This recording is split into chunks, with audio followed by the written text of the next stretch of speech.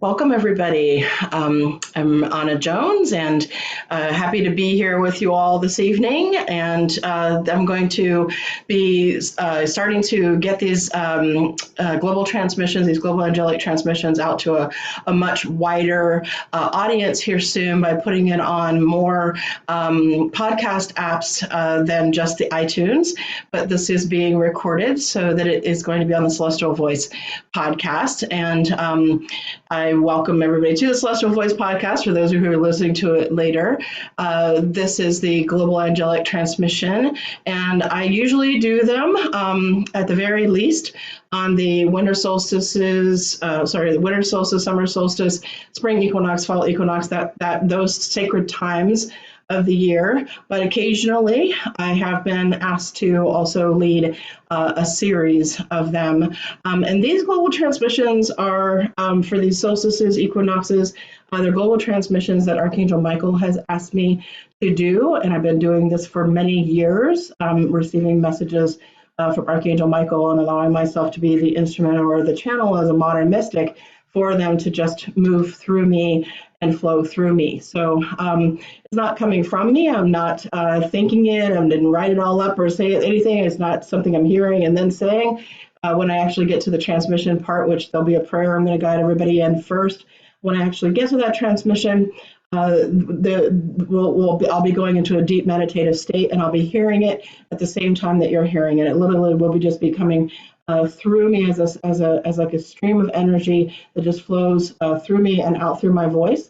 And like I said, I'll be hearing it at the same time that you're hearing it. In addition to being an instrument and a channel for Archangel Michael, I've also been asked to be that for many other angels, especially in my private work. It tends to be whoever it is that is with you that comes through in those private sessions, and of course the questions are yours. But in these global transmissions, I tend to focus on questions that are for everyone and that somehow would benefit everyone. So I'm going to ask some of those on our part today.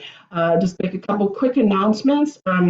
I didn't have time to market this for very long or very widely, so I'm not sure how many people are actually going to be logging in tonight. But those of you who are, if we could avoid using the chat or the Q&A feature until the end, and you'll know when we're reached that point, because I'll say, well, now we can, all like say hello or ask questions or make comments in the chat. But that'll be at the very end. That way, it doesn't distract me from the focus on the questions that I want to ask and all the things that I want to say here in the beginning. So the introduction is actually very important. There's kind of three parts to this process: the asking the questions, the receiving the answer, and then the processing, which those of you who heard me teach about journeying, or those of you who've been with me on pilgrimages that I lead, understand that to be kind of the three parts of journeying, or the three stages of every journey we take, or even the three stages of pilgrimage, they're sometimes called. So there's this three stages. We're preparing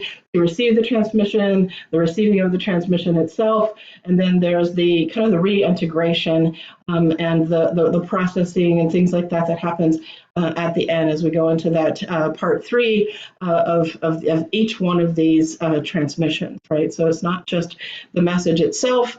That's the transmission. It's a very important part that we prepare, and it's also very important that we integrate. In fact, that's why I'm making the recordings for everybody to be put up on my podcast so that they can be listened to again, and why I'm trying to reach out and get them out to more podcast apps so that it can be available more places where people listen to podcasts, so that there's more opportunity in that reintegration stage to continue to receive and be benefited by them, because really live, I think, is always best.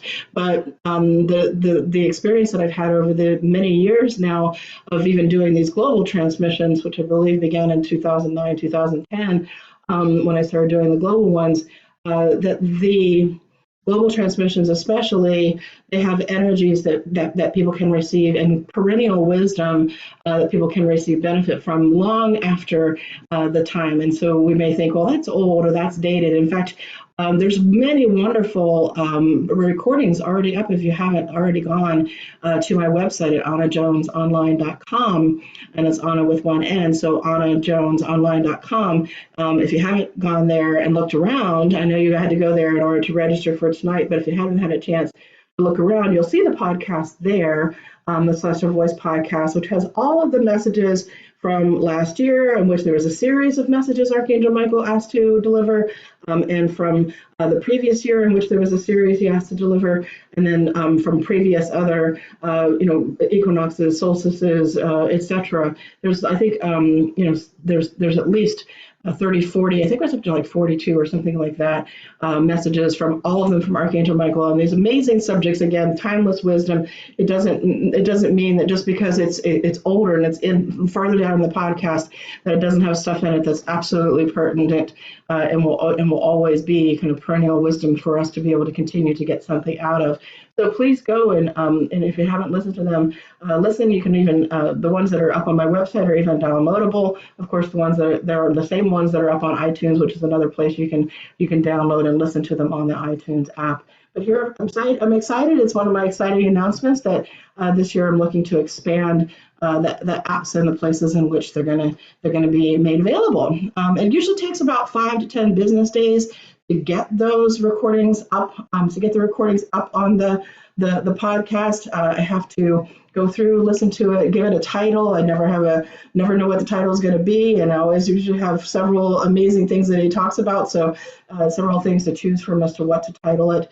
And then once I've done processing the recording, then sending it to my assistant, Jeff, who goes through processing that he has to go through. And so, again, this is the reason why it takes about 5 to 10 days for our busy schedules and all the steps and things that we have to take on that. But you will be, all of you who have signed up for this live transmission tonight will be emailed once it's all up, once it's all ready. An email will go out to you all. So that's happening. And so here we are on the spring equinox. It's early this year, right? I remember my birthday is March 21st, and so I was born on the spring equinox. And I remember many of my birthdays, the spring equinox falling on March 21st, that being the day of the spring equinox. But then just a few years back, I looked, I was like, my birthday hasn't been on the spring equinox for a while. I wonder when it's going to happen next. And when I looked on the calendar, it isn't going to happen again in my lifetime, actually. And I was like shocked, stunned, even a little saddened that it wasn't going to be on the exact day of like the day that I was born. But it's getting earlier because of the precession of the equinoxes, which is basically we don't remain stationary, right? So the stars, the moon, the planets, our whole solar system doesn't remain stationary. We have, yes, reliable, predictable orbits and things like that, but everything is moving basically. So we're gonna just save the chats for later, and I'll respond to everybody's best wishes and everything later.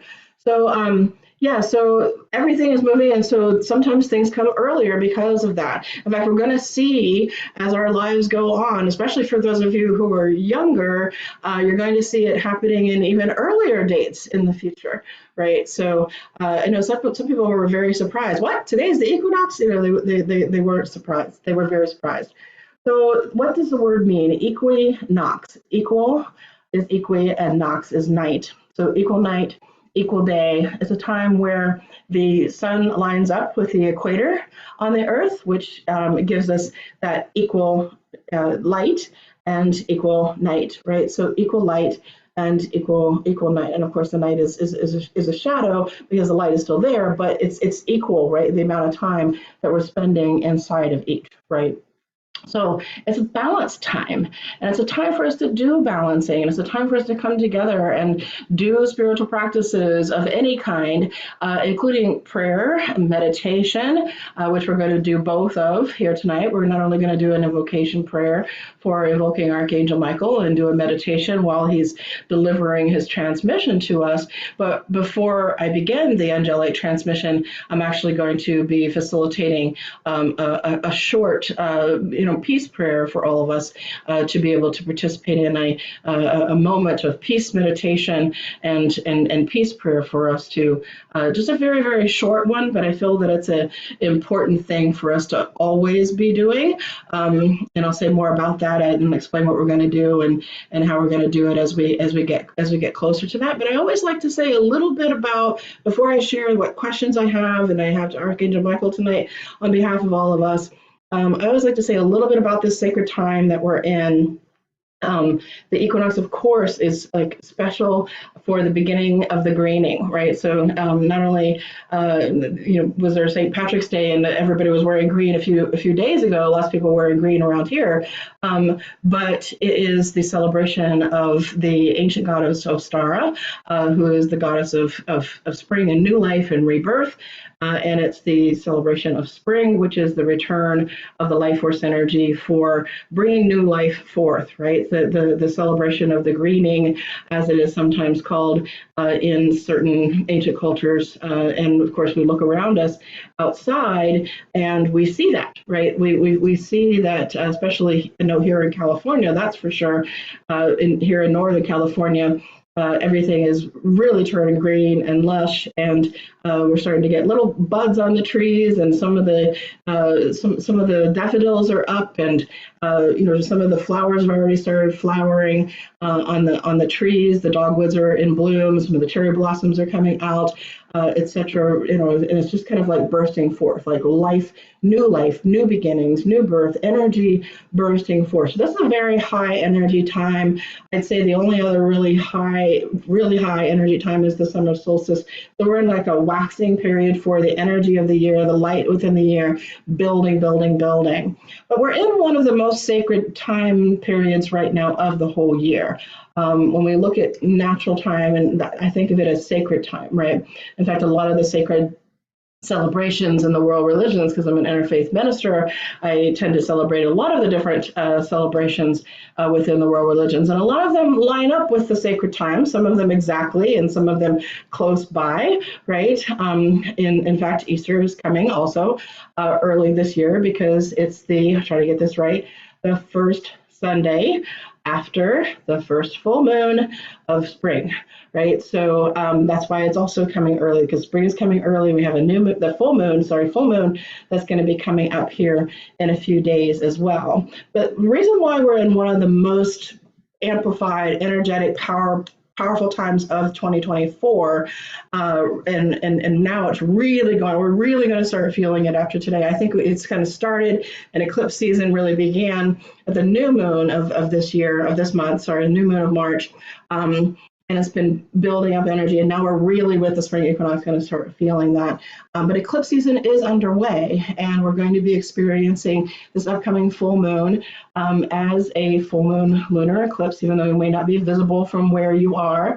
Only certain parts of the world have visibility, obviously, of all eclipses, but it is going to be a very powerful one from no matter where we are, because of how close it is to the spring equinox. The equinox energies, we feel the peak energies for 3 days, the day before, the day of, and the day after. And that's the same thing for solstices. It's the same thing for new moons. It's the same thing for full moons. So if you think about the 3-day period, they're all very close to overlapping. The 3-day period of the equinox is 3-day period of there's obviously a little bit of window in between where that full moon is coming up is going to be, but they're very close. So those energies are very, very much building. And when the sun and the moon come together in alignment with the earth, which is what makes an eclipse happen, when all three of them line up in a certain way, then we have really amplified energy, right? So alignments amplify energy. Full moons in general amplify energy. But what energy do they amplify? Of course, I'm not going to get into astrology and all of that, although I think it's a wonderful thing that people can definitely look into themselves. I don't feel like that's my role, and I don't want to take a lot of time here in the beginning, because there's several things that I need to get through before we get to the prayer and the transmission. But so it can amplify some of those energies that are a part of other celestial things that there are alignments with. But as far as like ourselves the kind of the cosmology of it all, like the influence on us, the influence on our world. It's not just those things that are related to astrology that it's amplifying or that it means, right? It's also amplifying whatever our actions are, whatever our thoughts are, whatever our words are, whatever our deeds are, which is why they make important times for doing spiritual practices, right? Because we do want to make sure that we are connecting. We want to make sure that we are balancing, that we are taking time to align ourselves, right? So when these powerful energetic influences, like the sun and the moon and the earth, when they come into alignment, we want to make sure that we're coming into alignment and that we're being into balance and alignment. And so it's a good time for peace prayers. It's a good time for setting, the whole time period, actually, not just the new moon, but setting intentions. Good time for releasing things, especially at the full moon, anything that you want to release and anything you want to surrender to, that's also going to be amplified. And then, of course, once the full moon is passed, then it'll be the Easter, the time period of that celebration within the Christian tradition. It's the celebration of the resurrection, which is very sacred time around the world for billions of people who follow that. And then there's the next new moon, and on the next new moon that'll be coming up 2 weeks after the full moon. On the next new moon, we're going to have the solar eclipse, the one that is going to be visible here in the United States. Most people will have some amount of visibility. It'll just be a little bit, maybe for some, but there's going to be obviously places in the country, and you can look that up as to where there's going to be full visibility. But again, sometimes I think we get caught up in the let's see it. It's like, oh, if I can't see it, it's not happening. Or if I'm just looking at it, then that's all I need to do, right? We all feel it, whether we know it or not, and we feel it kind of in our own ways. And again, those energies are opportune moments, right? They're not just like moments that we should just, not take advantage of, right? I mean, we need to actually take those moments, use those moments, and use them for spiritual advancement, for spiritual evolution. Because we really do need spiritual advancement. There's a spiritual awakening happening on the planet. I've been channeling messages about that from Archangel Michael and others from like late 1987, actually, and all throughout the 1990s about the global spiritual awakening. And it is happening fast, and Archangel Michael refers to it as the quickening. But as quickened as it is happening, quickly as it is happening, there's still a long way to go, right? It's like, yes, we've made great leaps and bounds. Yes, there's like amazing, incredible things that we can point to, but there's and we do need to honor that, right? We do need to honor the progress that we've made, but there's also more, right? There's more to awaken, both within ourselves and within our humanity at large, right? It's like within our collective humanity and our collective consciousness, and for other beings and for the planet itself, right? For the planet itself. In fact, one of the questions I always put out, it's because I have been channeling messages from Archangel Michael and others for so long on the subject of the great shift of the ages and the great global awakening that is happening. I always like to ask if there's any updates on that Archangel Michael wishes to give us. If there's anything at this point, I mean, for so long he was talking about the quickening, and the quickening continued to advance. It almost seems like every time we make a turn, and again, each time we have a solstice and equinox, and even those halfway points between the solstices and the equinoxes, which are called the cross quarter points, it seems like every time we make a turn around the sun, and we come into alignments in certain times in that journey around the sun, that we make these turns, that there's a turn happening in us. There's a turn happening in our culture. It seems like it's been happening really consistently. So I wanted to just ask him if there's anything that he wanted to update us on regarding the Great Global Awakening, what's necessary, what's needed for that, if there's anything energetically we need to be aware of, if there's anything energetically we need to be responding to. That's always been a priority of mine in all of these transmissions, And of course, some people refer to it as the ascension, some people refer to it as the enlightenment, right? So there's lots of different terminologies that have been used out there for it. And of course, different understandings that we all have about it because of all of our unique perspectives that we have on things. But there's a universality to it. And I do believe that a lot of people, most people these days, do feel that things are just going really fast, right? And I feel like since last year, things have quickened quite dramatically. I was just reflecting on the spring equinox of last year and the message that was received from Archangel Michael at that time. Those of you who followed through the series, you're familiar with a little bit of what I'm going to be saying. And if you want to know more about what I'm going to be saying, you can always go to the free podcast and listen to some of those the 7 most recent messages starting at the top. Those were messages from last year's series of global transmissions from Archangel Michael. He began last spring equinox, and this gets into another question I have, right? So he began last spring equinox by talking at some point, and again, he was speaking about other things too, but talking at some point about destiny and about how we were entering into a time period that would be at least a year.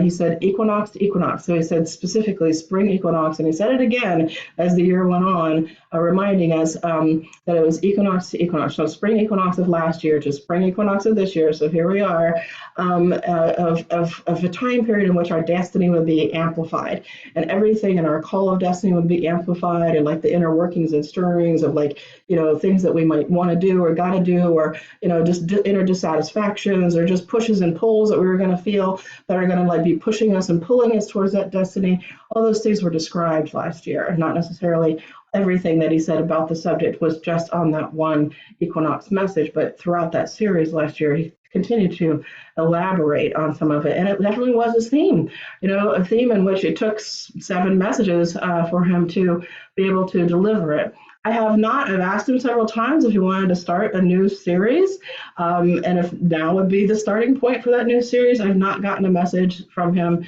that he wants to start a new series right now. That doesn't mean there might not be one come the summer solstice or the fall equinox or something like that. Instead, what he keeps asking me to do is to create a study group series and a transmissions that he wants to continue to give on the subject of the things that he's asked me to publish in my new book, which is called Keeping Your Heart Open. And that's his title that he gave it, Keeping Your Heart Open. And it's all messages from Archangel Michael on the topic of keeping our heart open at all times, in all ways, and under all circumstances. So that's the series that he wants to have me do. So I've been working on that, as well as a Raphael crystalline transmission series, which I have not forgotten for those of you who have been wondering and waiting to see and just been waiting for that transmission. Not only have I not forgotten, it's still in the works. I still continue to make progress on it, but there's also continued delays that have happened in my personal life, etc. So anyway, so that series, the series of global transmissions, I don't know when the next series of global transmissions will be, but there will be these series. The Raphael crystalline transmissions, one of the reasons why it's being delayed a little bit too is he wants it done in a different way, a little bit different style and format, almost like the global transmissions, actually, very, very similar to how the Michael global transmissions have been. So I've just been kind of working out all of those details of how I'm going to make that work and timing wise, etc. So so there's not going to be a series of the global transmissions for Archangel Michael yet, but that's okay. We're going to get this message tonight, and I would like to ask you about the subject of amplified destiny. Are we complete now? Have we completed everything that he was talking about, that we would be feeling stronger and stronger and stronger pushes and pulls towards our personal and our collective destiny? Or is it continuing on? If so, how's it going to continue on? If you could say anything further about that, if it is continuing on, or does he have a new theme? Are we now kind of, with the beginning of this new cycle and this being this kind of amplified, really powerful time of 2024 that we're in right now? energetically, is there something else, right? So, or both, right? Is it both? Who knows? But I'd like to just put those questions out there. But one of the things that he has been speaking about pretty consistently, and he started before the messages that are in the book, Keeping Your Heart Open, is the name of the new book of messages from him. But he started before, but he really started in those messages that are in the new book. He really started talking about the virtues, and he's been continuing to give many, many messages about them. And because they are tools for us, and this is a unique way that he describes them, for co-creating in this reality. Like, they're the best tools for making sure that we co-create really the highest outcome for ourselves and for our lives. He's been speaking about the virtues in very unique ways, saying that there are 44. And so one of the questions that I and a small group of two other very wonderful women that are helping me work on putting this virtues material together in a eventual book came up with is that, is 44 it? Like, is it a set number? Is it just a symbolic number? Are there really more than 44? But he only wants to speak about 44. So I just kind of wanted to ask him a little bit about that, because well up into, the definitely into the 30s now, as far as how many he's spoken about, and going to be looking at with the help of these two wonderful friends and women that are working with me, getting those out sometime, maybe by the end of this year or shortly at the beginning of next year, in a new book form. But then there's some virtues that he hasn't talked about, obviously. So I always like to ask him, is there something else, maybe another virtue that we need to be working with right now that he maybe hasn't spoken about? And then there's some that he has spoke about, but have just been kind of coming up in discussions, and that he maybe even only spoke a little bit about, but they kind of feel important, that I wanted to also make sure to ask him about. For example, he spoke about the virtue of resolve, and this was quite a while back. It wasn't in any of the recent transmissions. I was even surprised to hear it described as a virtue, actually. In fact, some of the ways he describes the virtues are very, very unique. Not only does he describe unique ones, but he can describe them very uniquely. So it just seems like this is a year that's going to take a lot of resolve. I know for me personally, I've been feeling that. It's like really going to have to use a lot of, which it could, is like determination and commitment, right? So, in fact, I wanted to kind of clarify, just is it the same as determination and commitment? Is it really truly synonymous with resolve, or what exactly is that virtue? A little bit more, if he could explain it. I was wondering, he's spoken many times on the subject of respect, and I was wondering, I was a little bit confused as to, and we haven't been able to find any information where he lists it as a virtue, or is it a virtue or is it not? I just wanted to, again, this has been coming up in conversation, and just kind of asking about that, and just see if there's anything more he wants to say on that topic, if it is a virtue, how is it a virtue, etc. And he spoke about the virtue of chastity in a very unique way. And when he talked about sacredness, and it was all just like everything is sacred, and sacred, treating everything as sacred, in our world around us, treating each other as sacred, treating our bodies, our minds, our emotions as sacred. Just beautiful, beautiful message. And that is in the podcast. All Things Are Sacred, I believe, is what it's called. And I just wanted to ask about sacredness itself. What, he uses that word so many times, and he says it so many times in that beautiful message last year, that I'm wondering, does he want to give us a further explanation of it even, right? So any kind of further thing that he wants to share with us about the meaning of sacredness and what it means even, it's like, what does that even mean? The couple other ones that came up was, we were questioning, nobility, being noble. Also, is that a virtue? And if so, if you could speak more about that. And then joy, the subject of joy. Though that one is one that I'm also confused about as far as whether it's a virtue or not. Some days I feel, oh yes, it must be, and then other days I'm like, Well, I'm not so sure. Maybe it's just an emotion that we experience, but it definitely, in some of the other channel material, seems to be something that's connected to the soul, and something that's like very deep and profound within the soul. So, if he wants to speak about that, so I'm just kind of throwing things out there that I think would be beneficial for us to hear about any of those topics, right? So, it doesn't mean he's going to respond to all of them. I'm not anticipating he will, but I could be surprised. I often am, right? I often am in awe of these experiences. So I think that pretty much covers all of the questions that I have, except for, again, just our current situation where we're at. Like, if there's any, I usually like to ask if there's any spiritual practice that's good for us to do right now during this time of, like, amplified energy, if we're still in the amplified destiny, if there's anything further we need to do, those kind of questions, right? So those kind of questions are it. And also for peace, because we're going to be focusing again on peace. And that's actually a virtue. Peace, he says, is a virtue that he has spoken a great deal about. There's many wonderful messages up on the podcast on the subject of peace that Archangel Michael has spoken about, so like several different messages on that subject. So as promised, I wanted to lead everybody in a meditation for peace and a small little prayer for peace. I was meditating on it. I have so many different ones that you'll even hear at the beginning of some of those other podcasts, different ones that I've led over the years. And when I was meditating on which one to use or which one to lead, I just kept getting the message to have it be some silence for experiencing peace within ourselves, and then being able to use this it's a song. It comes from the yoga tradition, basically, that is a prayer for peace for all beings, wishing basically all beings be well and all beings be happy, right? So, because if they're well, they're at peace, right? So if they're at peace, they're well, and if they're at peace, they're happy, and so it's all beings be well, all beings be happy. And from the yoga tradition in Sanskrit, it's Om Shanti, Shanti, Shanti, Shanti Om.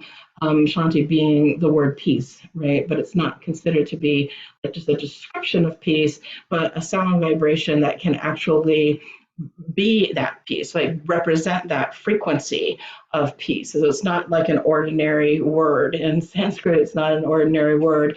Sanskrit is not an ordinary language. It's one of the languages of the world that is closely related to the language of light, which is the language that the angels speak and the original language for all languages. So it's a very simple, short thing that I was guided to do. And when I was asked, I was like, well, but maybe this and maybe that. And I was thinking all these different other options I could do that was more elaborate.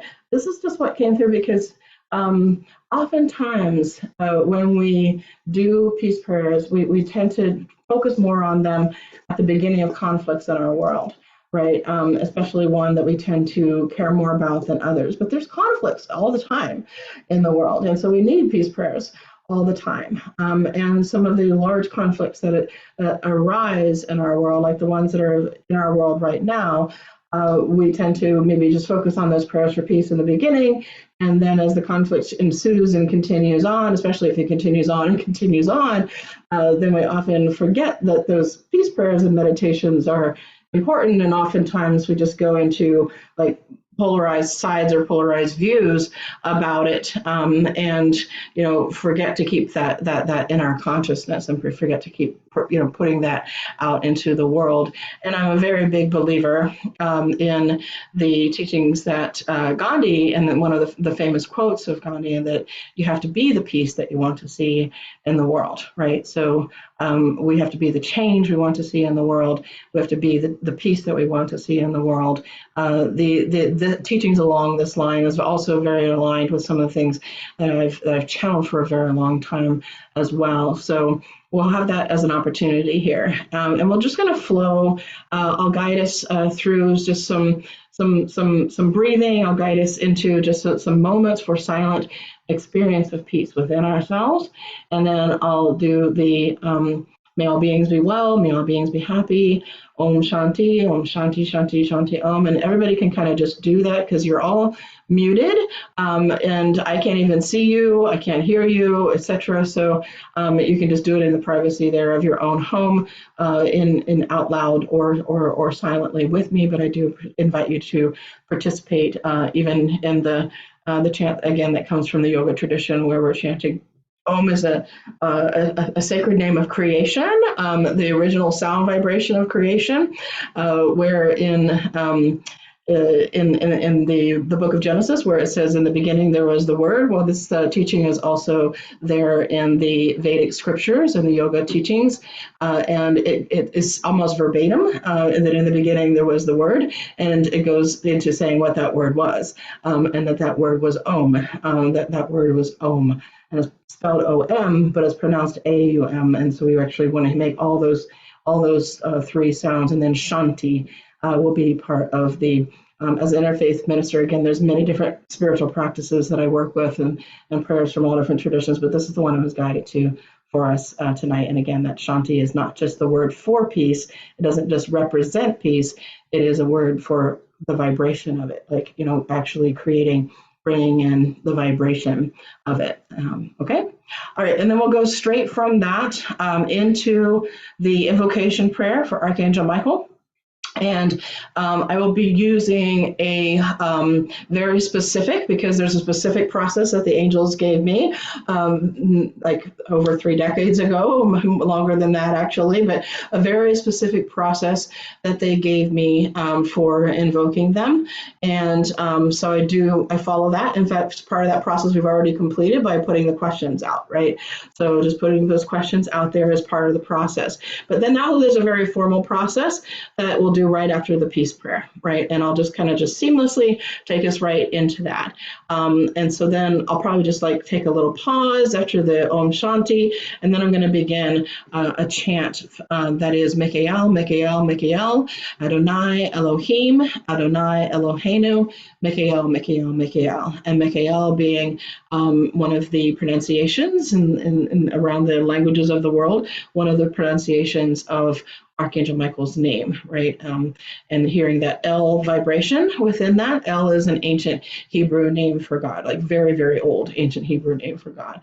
And then the rest, Eloheinu, Elohim, they're also ancient Hebrew names for God. This chant I use all the time because they gave it to me. They said every time I wanted to connect with them, to make the connection, to facilitate the connection, in the invocation, to use it. There's other instructions they gave me about it, but that I always do it out loud in the global. And even in private sessions, I do it. I just do it internally. I do it quietly internally as I guide people through the rest of the prayer. But I always do it out loud and to have everybody participate in doing it in the global. So we'll do that chant, and then I'll take us through asking, which will be the invocation part. So that first part with the praise chant, that's praising, and then asking, thanking, receiving, and then back to praising again. Think of it as a circle. So praising, asking, thanking, receiving, and then back to praising again.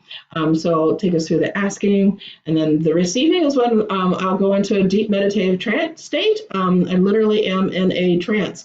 I'm hearing what's being said, like I said earlier, but I'm not hearing it and then speaking it. I'm hearing it at the same time that you're hearing it. And it's a very almost out-of-body dream-like experience for me, but I can sometimes hear and see things in addition to what's being said. It can be a very multi-sensory kind of experience for me as well. And then when we come up out of it, I'll lead us through the, from the thanking. We'll go from the asking to the thanking, and then into the receiving. And then when we come up out of the receiving, I'll lead us through the praising once again. And the praising will just be something short at the end, and it's just going to be Adonai Elohim by itself. Then we'll be finished with that part, and then we can open it up. I'll share anything that I need to share first as I'm coming up out of the meditation, anything that I saw, heard, or felt, anything that really stood out to me. I like to share that right away because it actually fades from me very quickly. It fades from my memory. It's almost as if I'm partially out of my body, and then I'm coming back in my body, and the faster that things pick up the pace, it becomes harder to remember all the things that I may have saw, heard, or felt. So I try to put that out right in the beginning, and then we can open up to comments and questions after that's over. Okay, so let's get ourselves ready. All right. We're going to get ourselves into a comfortable position. If you lie down, that's fine. But if you're really, really tired and you may have a issue with falling asleep, then you may want to sit up. But it's fine with me if you lie down or sit up. We're just going to make ourselves really comfortable, turn off any all distractions around us.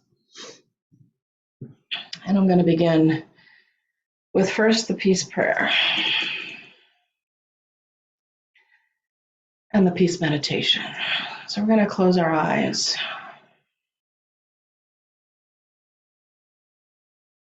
And we're going to begin by taking some long, slow, deep breaths. The first 2 or 3 can just be however you feel like you need to in order to cleanse. Some big breaths and some big exhales and some sighs, even just to clear energy and relax.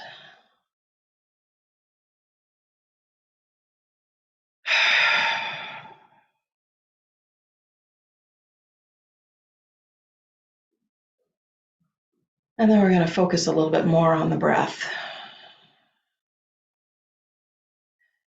We're going to do what in yoga is called 3-part breathing. It's slow, it's deep. It begins with the abdomen and the diaphragm. And then we fill the lower lungs and the upper lungs so that we are really filling ourselves. So we're going to just, at your own pace, take some slow, deep inhales, filling up the diaphragm, filling up the lower lungs, and continue inhaling so deep that you feel even your collarbone just slightly shift or move so that it fills up that upper part of the chest. And then exhale slowly at your own pace. No need to hold the breath. But you want to exhale in reverse, exhaling from the top of the lungs, exhaling the lower lungs, exhaling from the diaphragm, and fully exhaling. Again, going at your own pace. I want you to continue to practice the slow, deep 3-part breath. Breathing in this 3-part breath can slow your heart rhythm. It obviously slows and controls your breathing. It can bring in new life force energy. It can lower blood pressure. And it can begin to quiet the mind.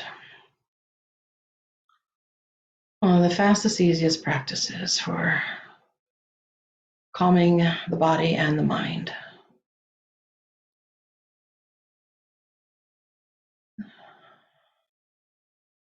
Slow, deep, full and complete inhales and exhales.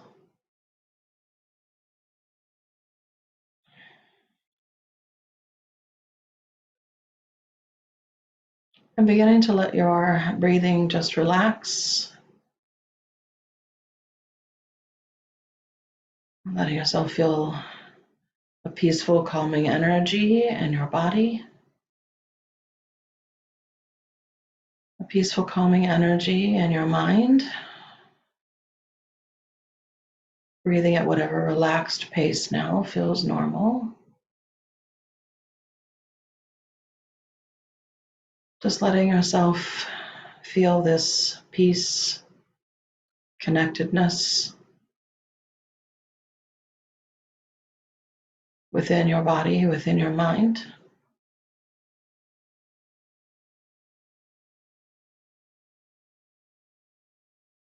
And if the mind begins to wander or start to think about something or obsess over something, bring it back to the 3-part breath and focusing on that.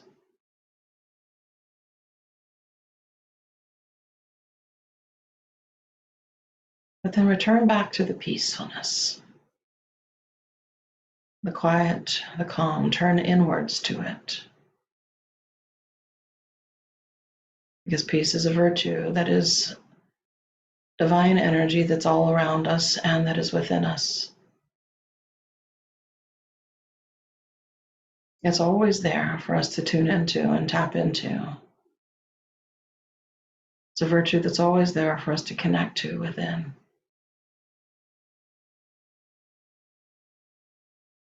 And let's just sit in silence for a few moments and let ourselves be in peace. And again, if that peace gets disrupted by thoughts or feelings or any distractions, return back to the breath. And let the breath take you back into the peace.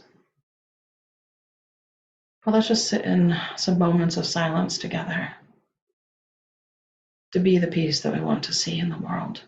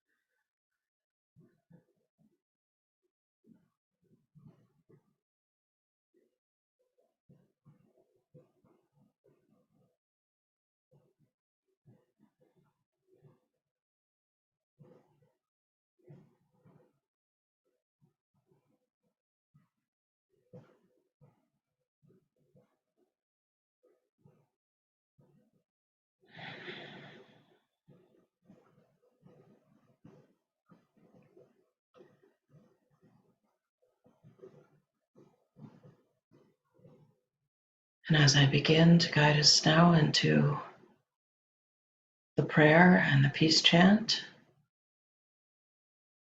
please join me silently or out loud. You can also be thinking of people, of cultures, of locations, of anything that you want to include in this prayer, but it's a prayer for all beings.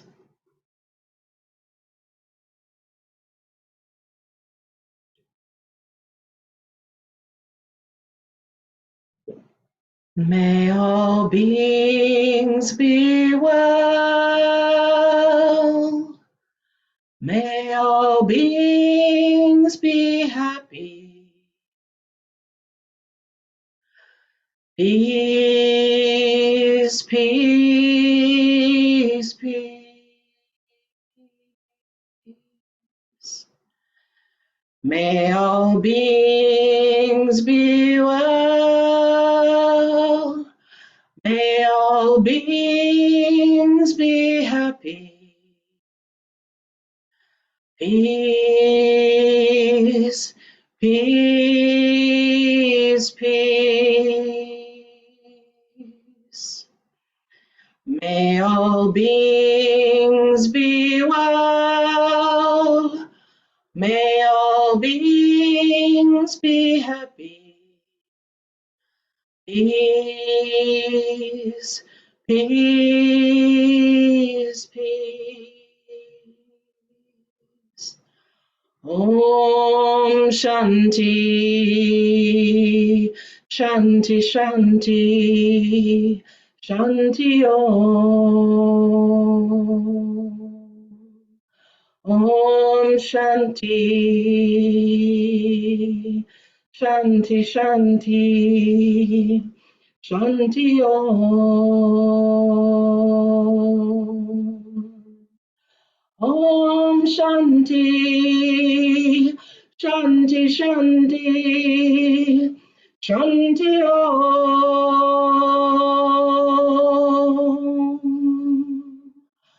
Om Shanti, Om Shanti, Shanti, Shanti, Shanti Om. Om Shanti, Om Shanti, Shanti, Shanti, Shanti Om.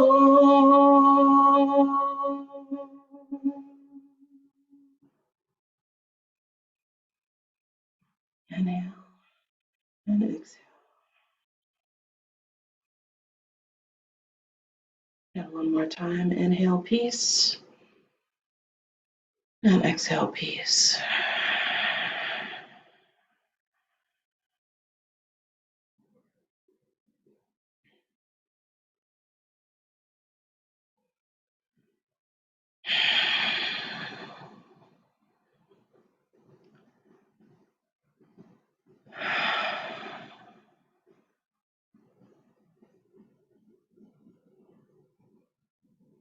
And now we're going to move straight from this prayer for peace and this vibration of peace into the invocation of the divine and the invocation of Archangel Michael as a protector, as a guardian, as Archangel of justice. Archangel Michael knows a lot about peace, and so we ask for him to bring his peaceful energy and to come forth for the global transmission. And so I'm going to begin with the chant, the praise chant. Please join me silently out loud, silently or out loud for that chant.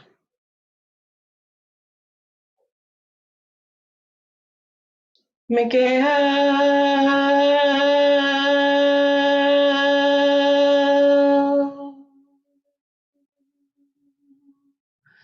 Michael,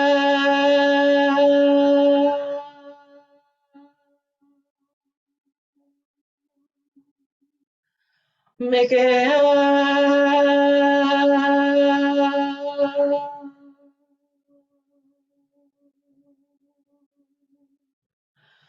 Adonai Elohim, Adonai Eloheinu, Mikael, Mikael, Mikael,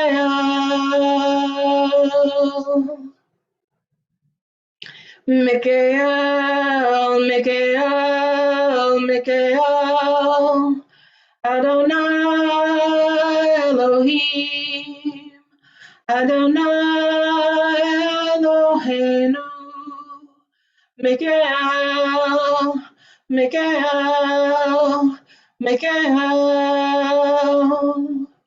Mikael, Mikael, Mikael, Adonai Elohim, Adonai Eloheinu, Mikael, Mikael, Mikael, Mikael, Mikael, Mikael, Adonai Elohim, Adonai Eloheinu, Mikael, Mikael, Mikael.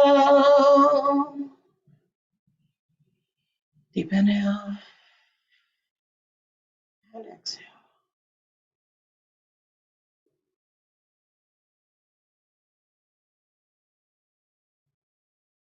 And now we're going to move from the praising into the asking. So please join. You'll get the most out of this experience if you participate in every step that I'll guide us through. And so next we want to silently, in whatever way feels right to us individually, call upon the presence of divine love and divine light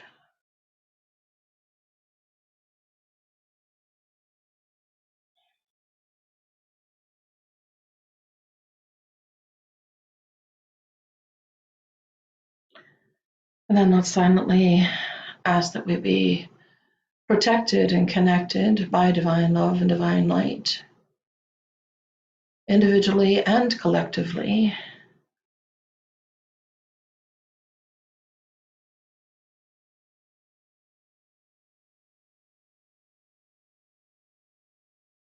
And let's visualize in our mind's eye and feel in our hearts, and use this as an opportunity to unite our light, unite and bring our circle of energy from wherever we are around the world, around the country, to bring our circle of light together in our minds and in our hearts, visualizing it, seeing ourselves form a circle of united light that covers space and distance and also transcends time. So it is not just for now, but even for the future when this is being listened to as a recording. We want to have that love and light be able to be there, and that unity be able to be there.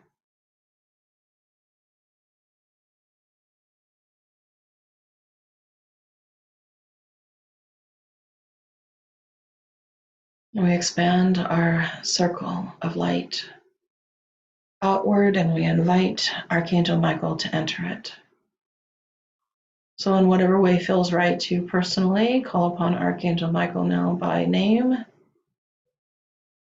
Invite him into our circle of light that is beyond space and time. Invite him to connect with you personally and to connect with all of us collectively.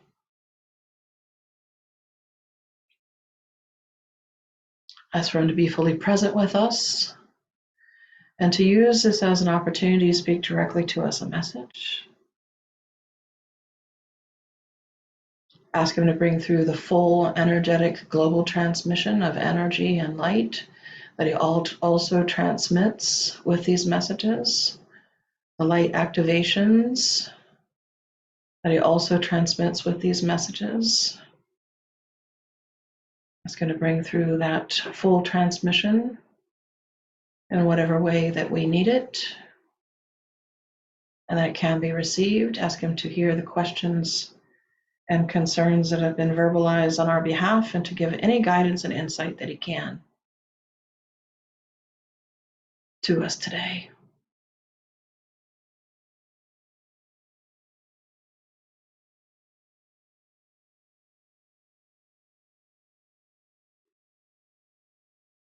And then let's silently give him permission to speak freely about anything that he feels is for our collective highest good.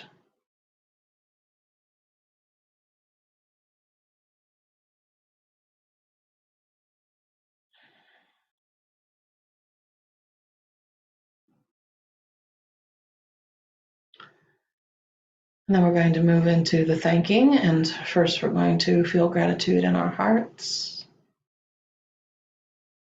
And we're going to send that gratitude to Archangel Michael first, thanking him for the role that he plays in our world and in our lives, known and unknown to us, all that he does and all that he is that's known and unknown to us. We thank him for.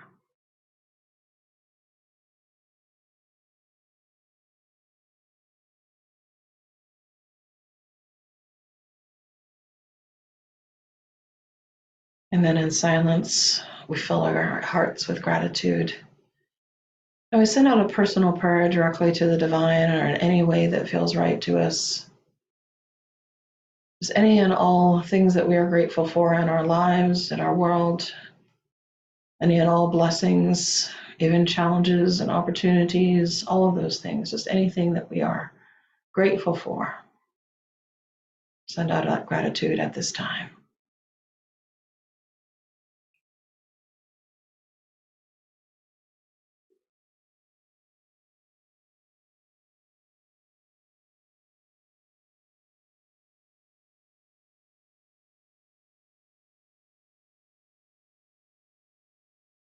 And then finishing with our prayer of gratitude, the next thing we'll do is go into a relaxed meditative state for the receiving. So in addition to myself going into a meditative state, I want you to just let yourself relax. Go into a quiet listening meditation. Just let yourself relax, meditate, and listen. You can always take notes later. You can take notes off the recording. Just allow yourself to receive, because there's so much more than just the words that gets transmitted. There's a whole energy transmission that comes through, and just let yourself receive. I'm going to go deeper now into my silent meditation until the next words will be the message part of the vocal part of the transmission coming through.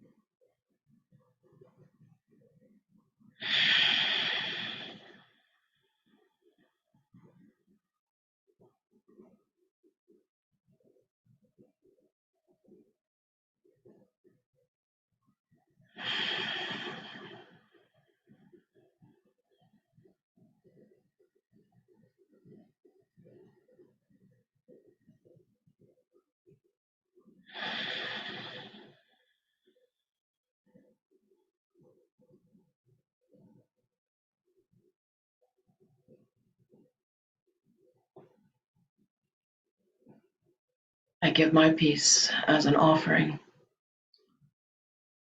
to offer to each of you and to the world. The peace that is in my heart, the peace that I choose to be an instrument of,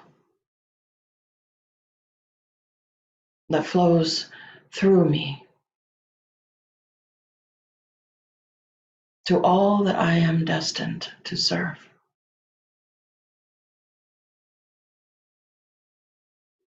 And I serve all with all of my heart. It is I, the Archangel Michael, sending my energy to you all right now. And I will continue to do so as I am asked, when I am asked, any time in which I am asked.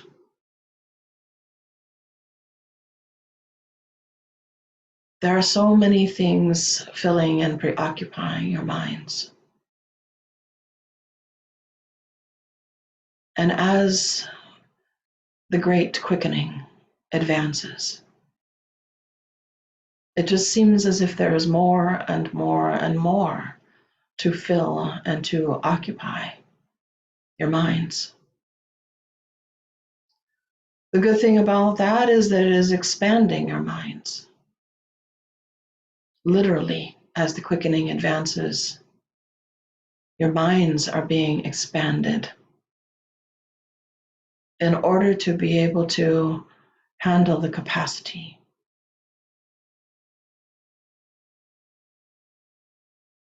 to be able to bring through even part of it into consciousness is a major accomplishment, because there's so much that you're processing on the unconscious level, and so much that is there that's expanding your minds on the unconscious level. This is the blessing of it, and this is the part of it that is for the highest good. But you must also Be aware and practice awareness that it is not just filling, and you are not just allowing it to be preoccupied and filled so much that you're ignoring your hearts, and filled so much that you're not letting the heart lead. And having the mind be so full and so active and so busy that you're not letting yourself remember all that is beyond the mind.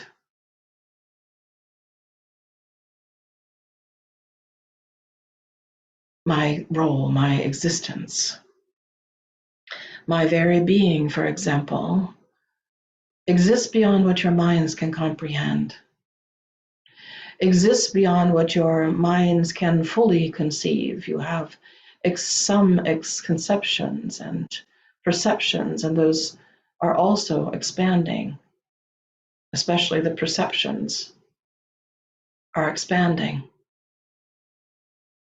The conceptions are more difficult because it takes more time, and conception and comprehension are more limited functions than perception is in your mind.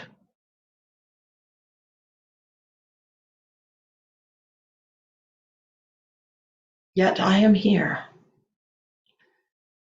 I am real. I and all of the other beings of light, guardians of your spirit, guardians of your soul, family, spiritual family. We are here. Whether you perceive us or not, or conceive of us or not, whether your minds are preoccupied too much to turn to us or not,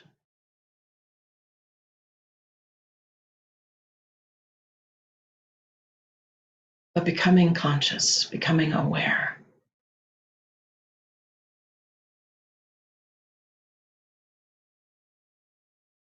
and remembering that you are not alone. You have never been alone, and you will never be alone in anything that you are personally experiencing, or in anything that you are collectively experiencing. I've said these words before. I mean them from my whole heart and being. Receive the truth of them. Accept the truth of them. That you are not alone.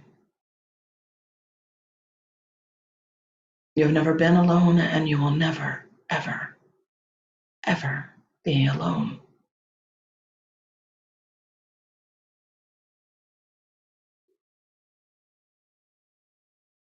In all that you are, and in all that you're experiencing, and in all that you're doing.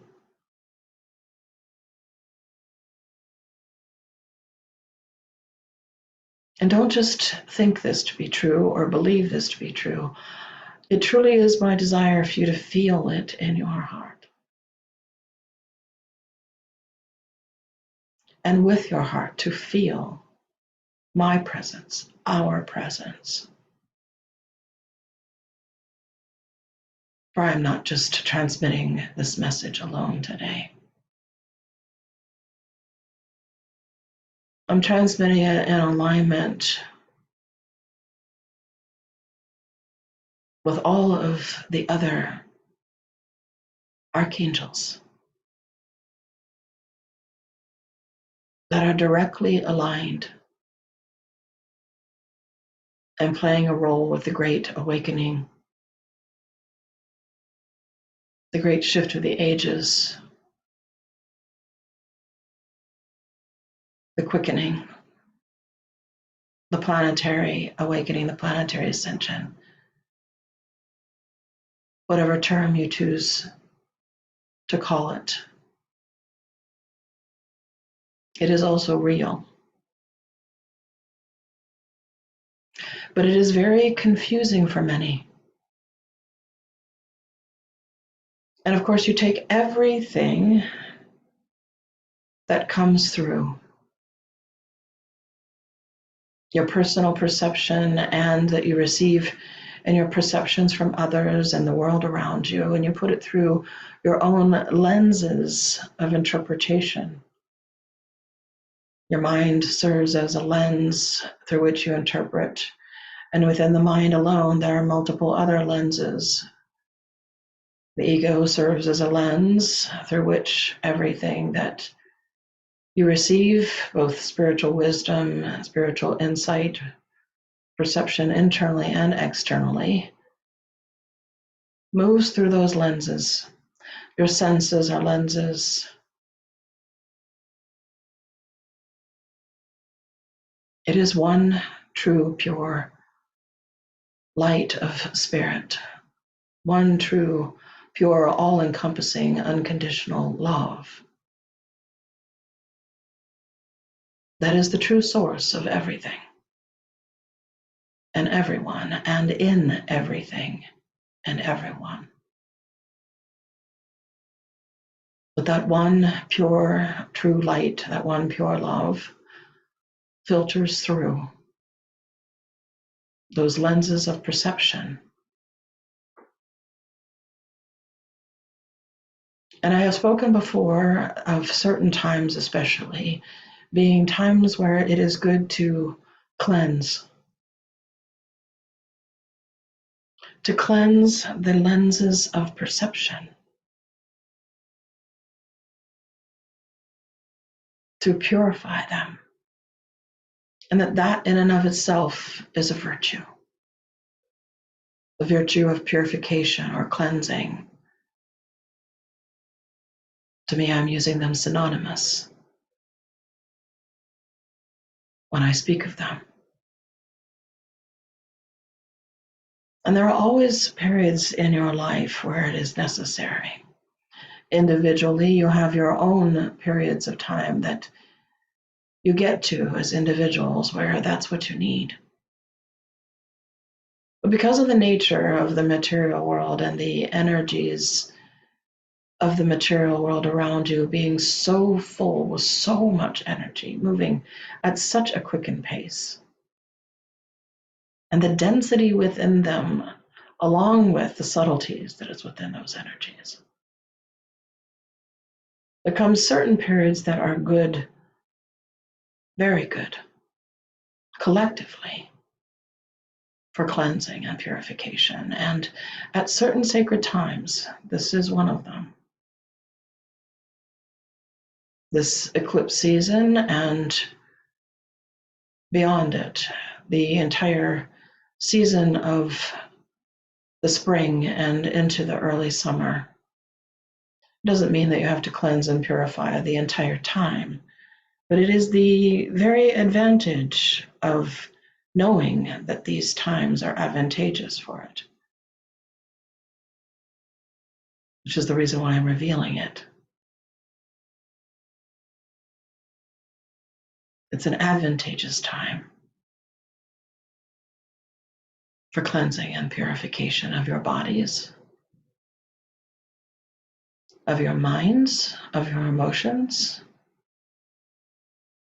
of your spiritual energy anatomy, known as your aura energy field and known as your chakra system, to cleanse the energy fields that are around you and your homes and bring them into higher frequency and alignment with the vibration that you choose to be in and at a higher vibration of choice.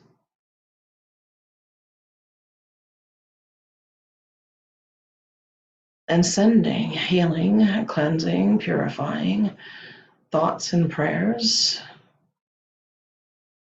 but also energy and life force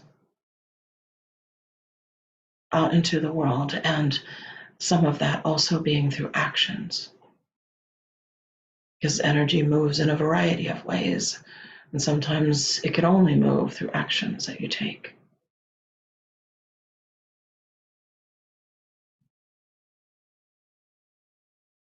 For purification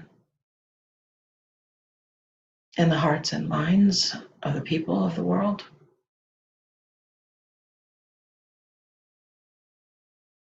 for the planet, for humanity in general. And it must be done from the heart and with an open heart.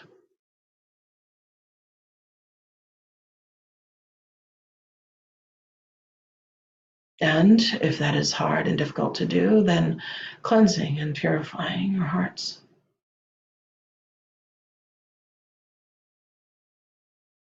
Which I've given many teachings and instructions on through this channel.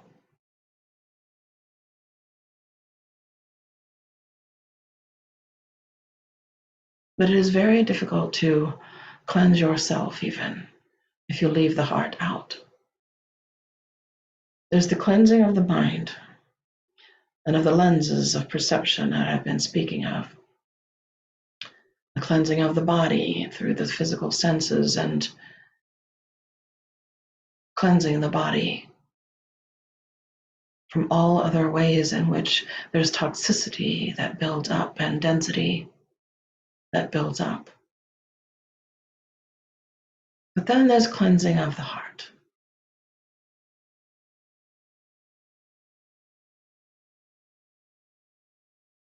And it absolutely is necessary.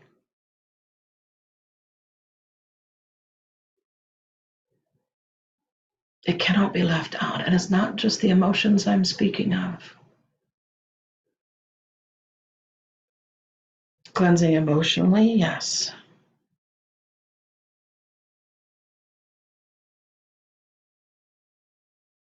And that is part of the cleansing of the heart. As the heart is the highest of your emotional centers, the heart chakra serves as this function, as one of its functions. But your emotions can impact your energy centers and other places of your chakra system as well. So it is not just the exclusive function of the heart chakra.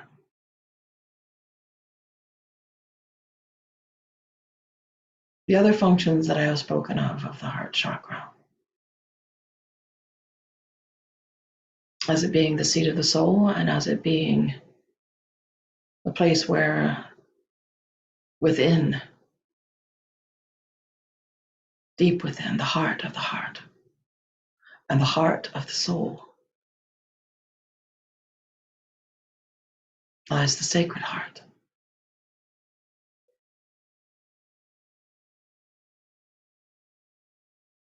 And so everything that is between, there needs to be cleansing of the heart in order to have that awareness, in order to know that, in order to feel that presence. Because you're not just not alone, because we are with you and you are with us. The real reason why I can fully guarantee you that you are never alone and you will never be alone is because of that presence of the divine within your heart, the super soul, some call it, the Holy Spirit, called by others, the heart of the soul, the sacred heart. These and so many other names it has been given. It is the source of all purity. It is the source of all that is pure. It is the source of all that is virtuous.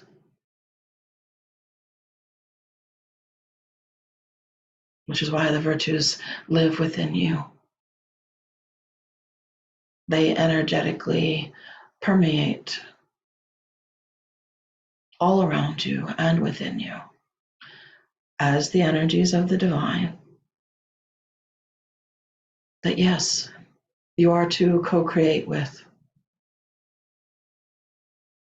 You are to cleanse and purify and heal yourselves and heal your world. And yes, your world can be healed, and don't let anyone else tell you otherwise, because it would not be truth.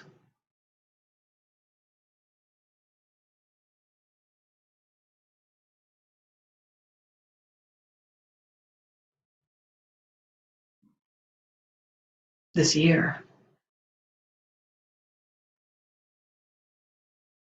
that you have entered into in your calendar system,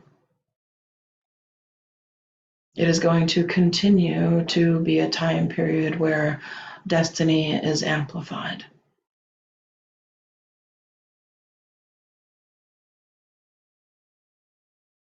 There is no set amount of time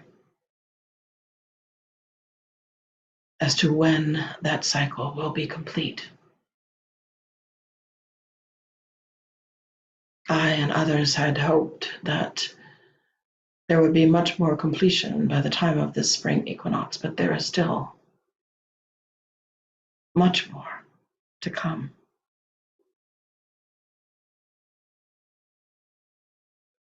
And it is becoming increasingly more important that cleansing and purification happen now so that more of that destiny can unfold. So you can get clearer and stronger in your body and your mind and in your awareness of your soul. But I started speaking of the cleansing of the heart in order to have that clear awareness of the soul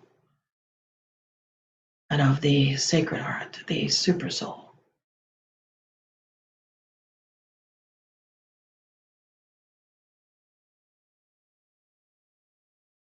You can use any and all of the virtues for the cleansing of your heart as well. One of the most powerful being forgiveness,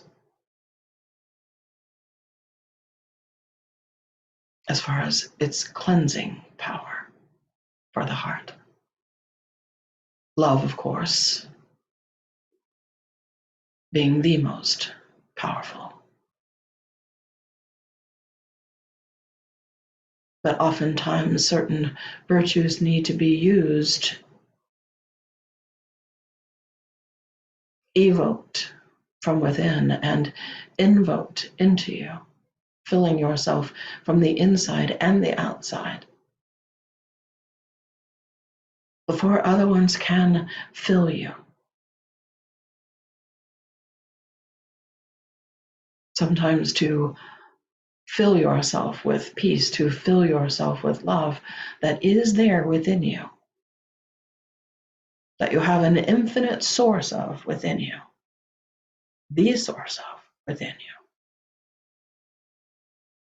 Some of the other virtues are needed first, like forgiveness, for example, or respect. I have spoken before about synergy, and sometimes they need to synergize.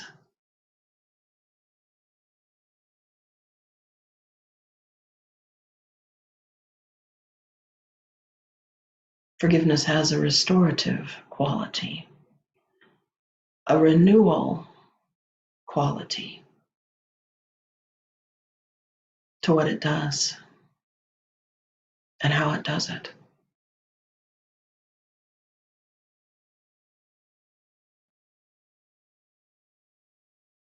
And when you have forgiveness in your heart, you are not seeking retribution. When you have forgiveness in your heart, You're not seeking revenge. When you have forgiveness in your heart, you are not seeking retaliation.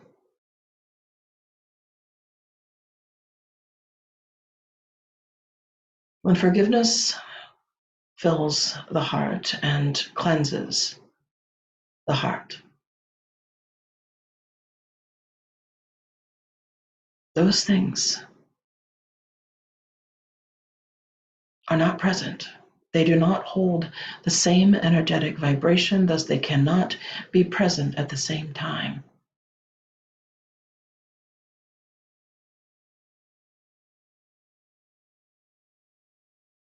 Sorrow can, yes. There can be the vibration of sorrow and forgiveness together. One can be experiencing sorrow and sadness and still be in forgiveness.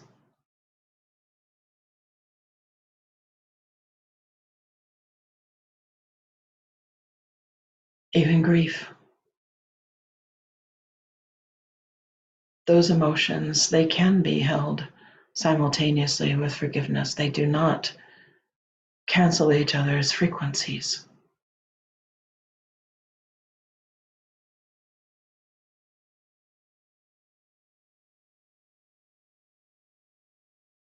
But the things that I am describing, retaliation, revenge, retribution,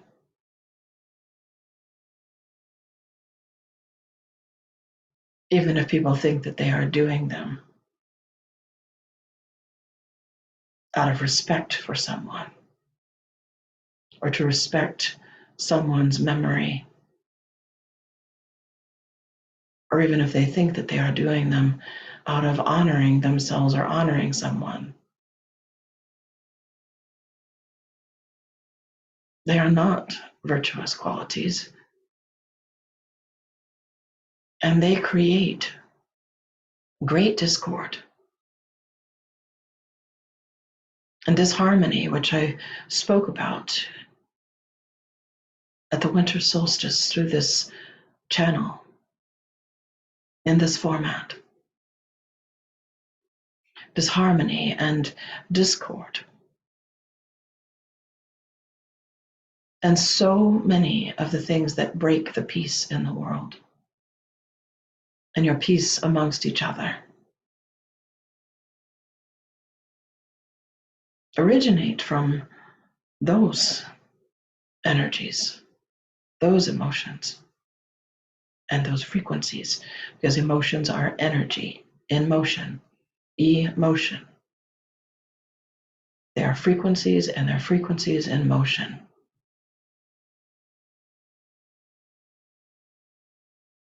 But the path to peace is through forgiveness.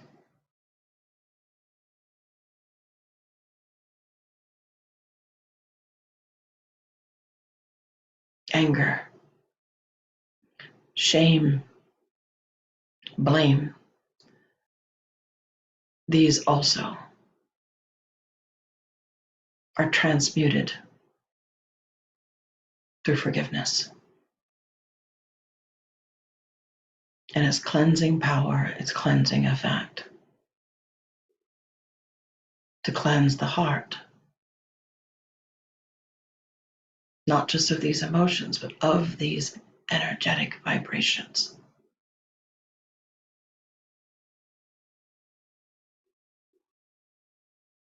That are deep and can be deep and strong.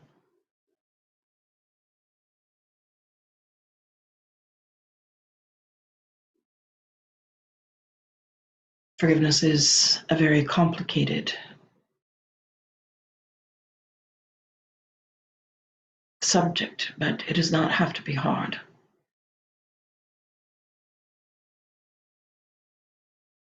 And forgiveness does not mean that accountability does not take place, or that accountability and justice do not occur. That is not what I'm speaking of. accountability, and justice. They are part of the universal laws,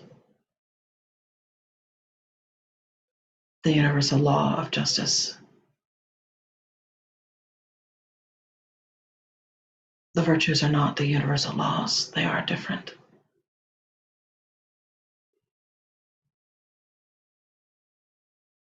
All things are intertwined and interconnected, and they work together in synergy.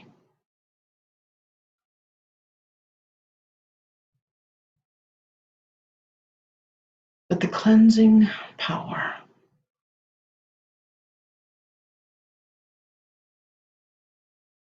of forgiveness. Each of you need it individually. And it's going to be easier with some things more than others, and with some people more than others. And of course, it is always easier when the people that you need to forgive in order to cleanse your heart are truly remorseful.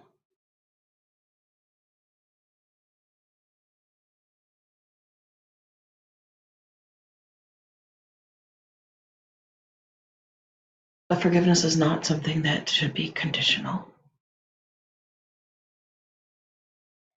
because it's not for them, it's for you. It's not for cleansing their heart, it cleanses yours. And in no way, shape, or form does it mean that anything that they did or said, or any harm, that it is okay or that it should continue to be okay. The act of forgiveness is not saying that what was done and what is being done is okay.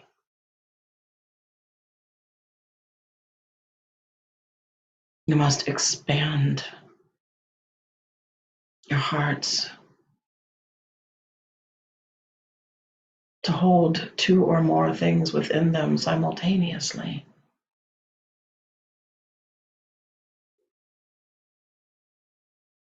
That someone can be forgiven and held accountable at the same time, and at the same time, and not or, but and the action or the words or the deeds or the energy that they need to be forgiven for is not condoned through that act of forgiveness, because that's not forgiveness. That's not what forgiveness is, and it's not what it requires. And it's one of the reasons why so many of you hold yourself back from doing it. Because you think that if you allow yourself to forgive, that it means that you're allowing them to get away with something, or you're allowing yourself to condone the actions, and that is simply just not the case. First and foremost, no one acts, speaks, or does anything outside the laws of karma. The universal laws are always in place at all times. And again, forgiveness does not make you feel good about that person. It just makes you feel good within yourself. It cleanses your heart. You do not have to like the person that has hurt you or harmed you. You do not have to become friends or close to that person that has hurt you or harmed you. You do not have to trust that person who has broken your trust, especially if it has been repeatedly again and again. Those are all completely different things. And yet you'll stop yourselves from forgiving because you think it requires that, or you think that it is making that happen, and it's not. It's not. What it really does is free your heart. It frees you. It liberates you. It helps you trust you.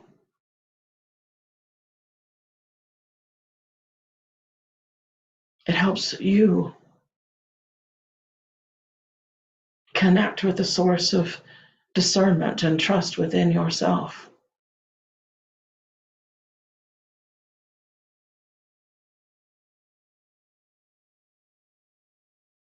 And this is just one cleansing virtue.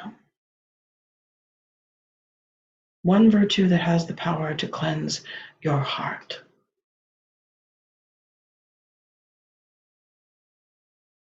From all of the things that keeps you from being your authentic self. And that's the rest of what I want to speak about in this message today is authenticity. It is a virtue, one that I have not spoken much about, one that is going to be more precious and necessary in your world than it ever has been at any other time in history as the next years unfold.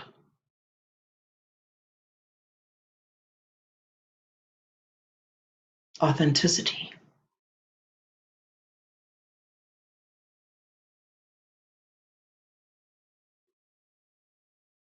That which is real, truly real and authentic.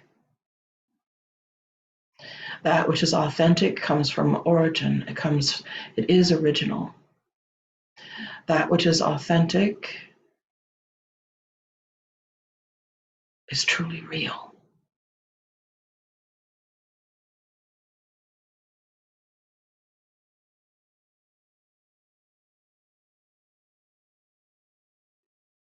And it comes from the source of authenticity, the original origin of all that is authentic. The origin, the source of all realities.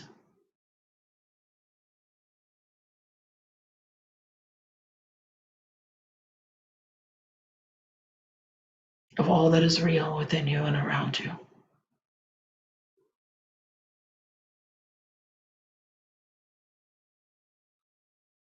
And so when you are being authentic and you are practicing being authentic, you're not just acting out your personality and your personality likes and dislikes, your personality preferences and the comforts and the discomforts that are there on the personality level.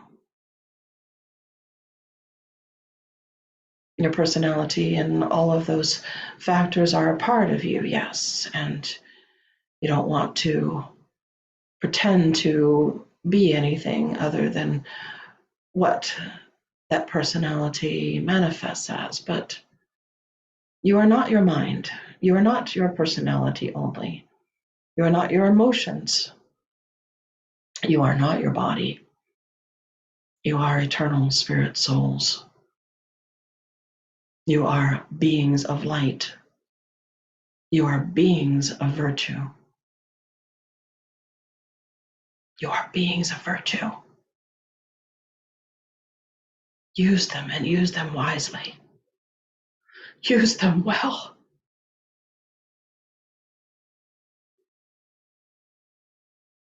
You do not see. You do not know what we know. And it moves me And it moves in and through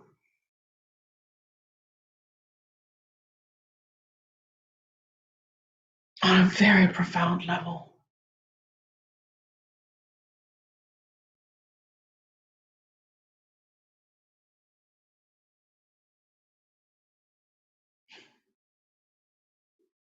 You are beings of virtue.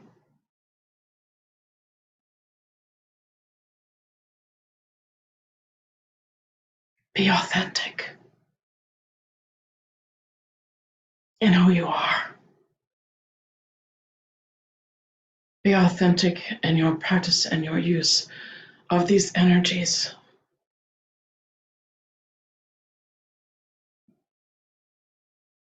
Practice authenticity in your words, in your actions, in your deeds, and seek it in others. Inspire it in others. Don't demand it or command it.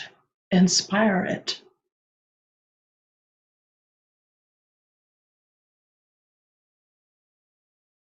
Being demanding or controlling or manipulative in any way or deceptive in any way is not being authentic.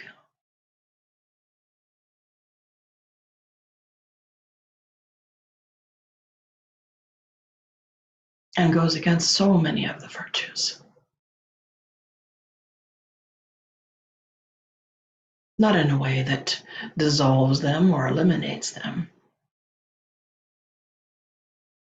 As I have spoken of the vices before as not being the equal and opposite, because there are no equal and opposites of the authentic divine qualities and traits of the virtuous energies within you. Don't just think of it in terms of being good or bad. And don't just think of it in terms of like, well, then I only have to be good and I'm not allowed to be bad. It's not about that.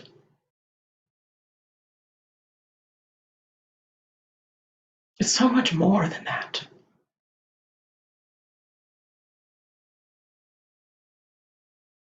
It's so much more.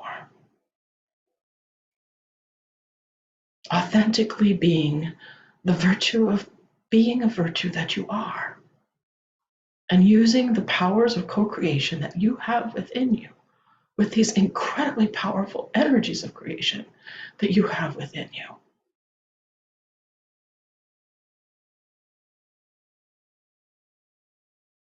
In an authentic way.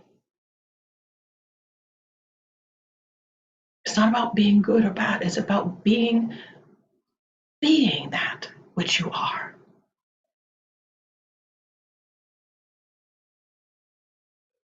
No one is inherently bad. No one is inherently good. You have this light within you that is all good. That is of the highest good, the transcendent. You choose with your free will what to do with it. You choose.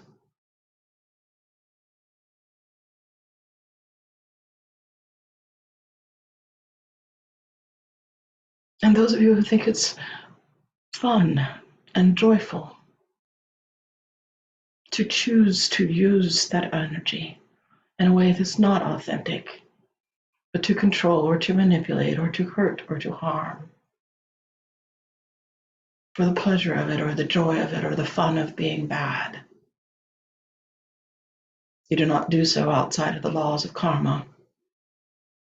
And the laws of karma will always apply and return.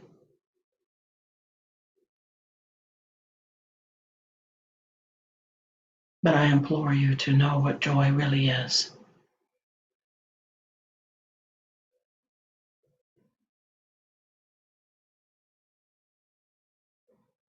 Joy is not just an emotion. It's not just something that's fun. And it doesn't just come from fun things. I am in no way, shape, or form putting down true, real, authentic fun that's aligned with your true nature.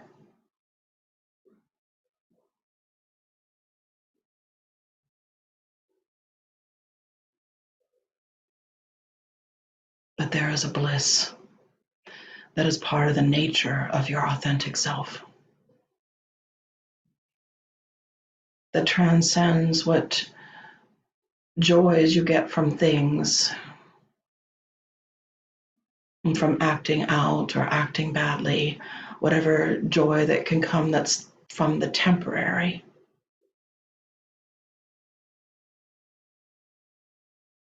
There's a transcendent joy that's part of the very nature of your soul. It's part of your nature,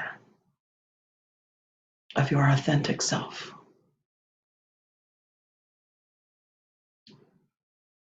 And it's bliss.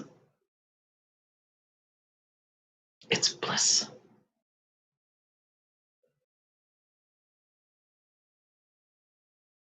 And you don't have to make it, and you don't have to seek it, and you don't have to spend lots of money to find it.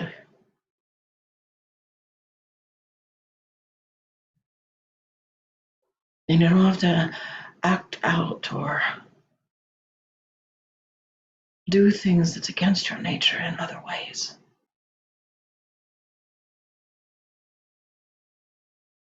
Or hurt or harm in any way in order to experience it.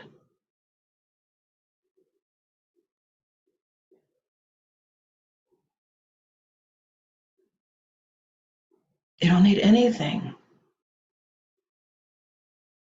ultimately, from the outside to experience it.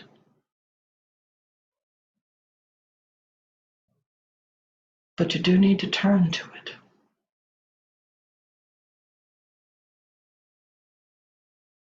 The true meaning of the word conversion is to turn. And so, yes, you do need to make a turn.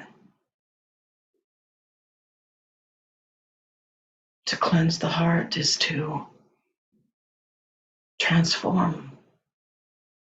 To heal the heart is to transform, to change it. But just by making that turn back to the authentic,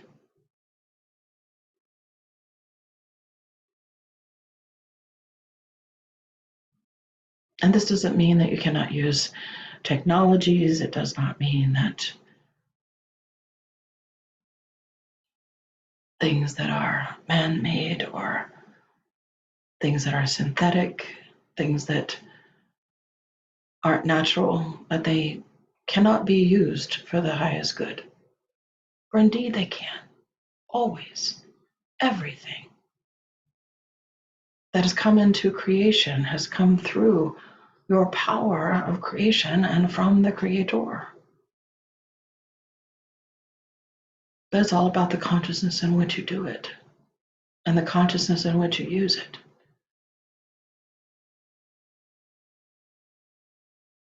In a world where more and more you're thinking that your joy is coming from your security, your support, your beauty. It's coming from things that aren't necessarily of the real, or of which there is some kind of artificial connection, even artificial intelligence. And everyone's seeing it as the hope for the future and the focus of the future, which in and of itself is not a bad thing. It is not good nor bad. It is how you use it. And it depends upon the authenticity of those of you who are using it and the authenticity of those of you who are expanding it and growing it and developing it. And the authenticity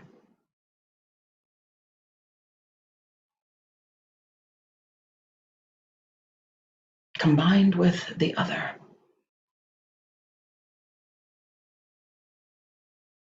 virtues that must also be programmed into it.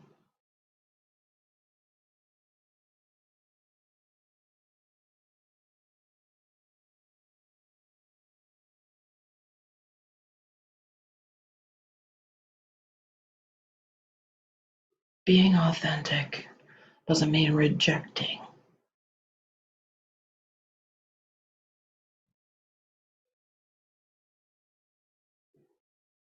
anyone or anything.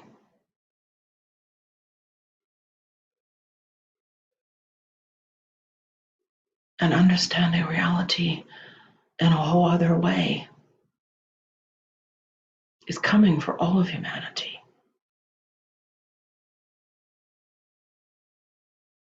There's so much more to what is real. That is part of the awakening.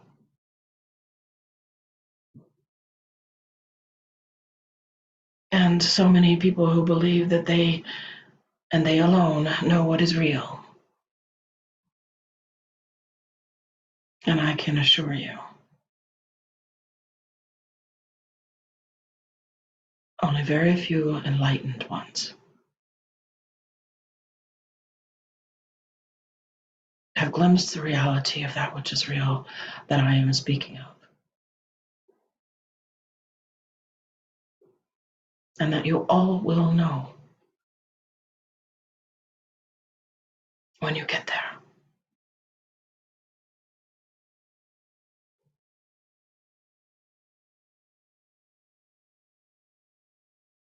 Authenticity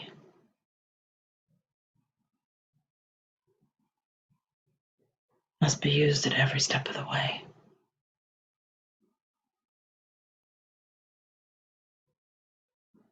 Keep turning. Keep changing. Keep transforming.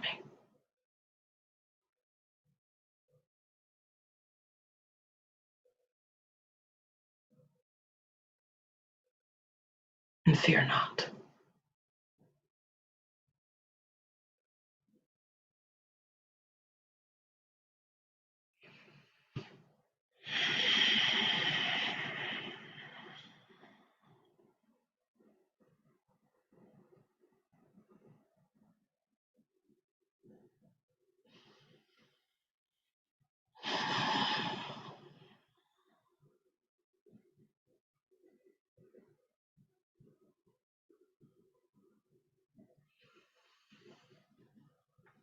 That's the end of the message. Let's just take a moment to say a silent prayer of thankfulness and appreciation for the message.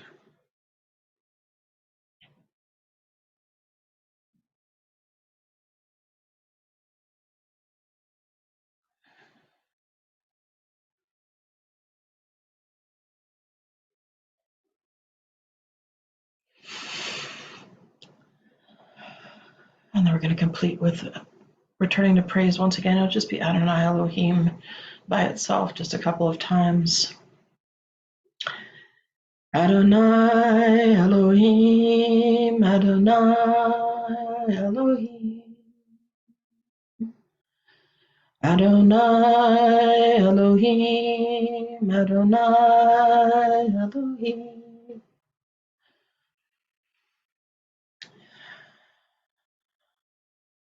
And then we slowly bring ourselves up out of the meditation.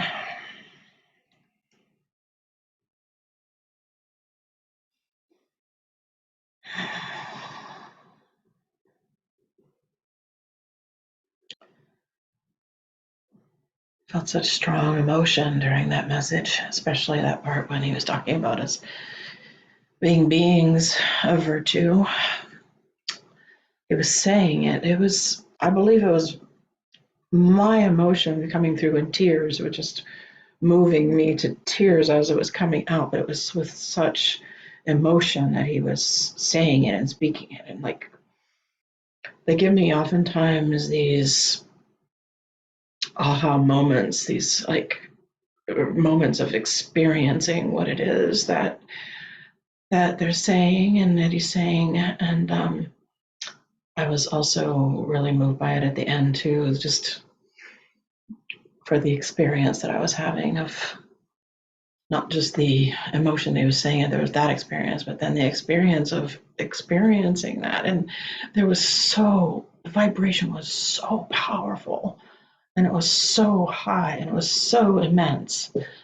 Um, Experiencing that being of virtue that we are, that infinite eternal soul, that being of virtue and light. It was just immense. I don't have words for it, but I'm grateful for it. Mm. Mm. A lot. I don't know what else to say. I would say visually, I'm trying to think if I had any visuals real quick. I had some visuals around the heart chakra opening and the journey kind of going into it. This turning of energies, like, okay, it's almost like our energy, we're directing it out here for joy, right? And so we just need to like turn it inward to know that bliss. That was a very sublime, and it's not just some, you know, I don't know how to, I don't know, it's a sublime experience is all I can say. Yeah, I'm just kind of speechless right now. How about each of you? Now you can use this as an opportunity to write something into the chat if you'd like, and I'll go through and look through it. If anybody has any comments you'd like to make or questions you'd like to ask. And thank you. Appreciate that. Okay, so happy birthdays. I appreciate that. Thank you, Tatiana. Thank you, Mercedes. And let me just try to go at the top and see. So there's some additional birthday wishes from Adriana and Irene. Thank you so much.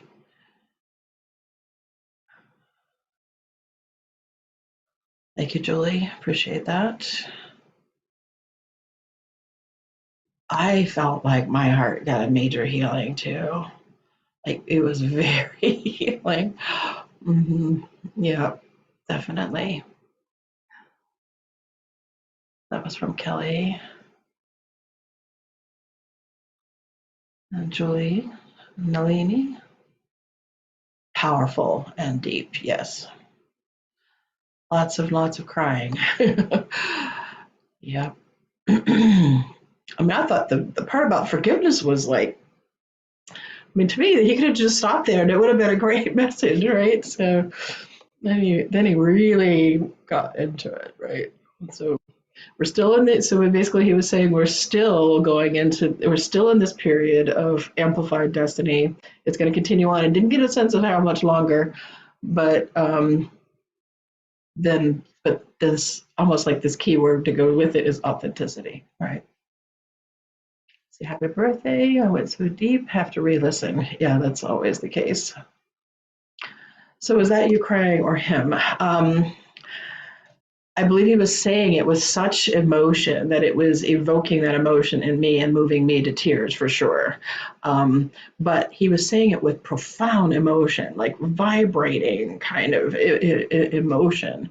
Um, I do believe he was saying it with something like that. You know, it's like I can't say 100%, but something like that. Thank you, Theodora. Thank you for the birthday wishes. Thank you, Anne.